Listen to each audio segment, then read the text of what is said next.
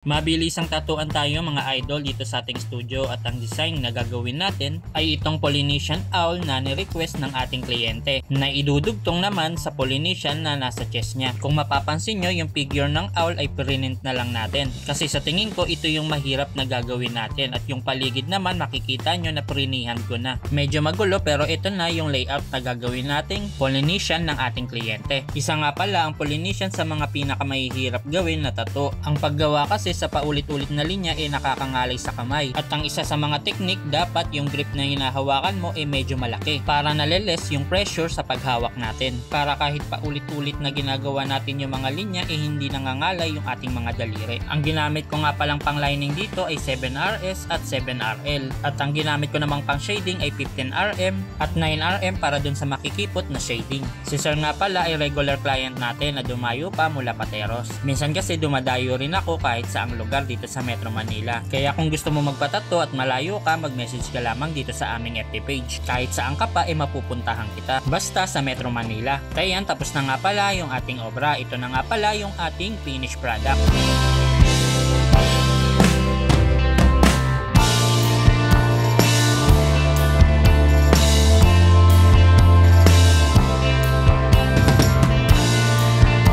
Kaya sa mga gusto magpatato, mag-message lamang dito sa aming FB page. Salamat!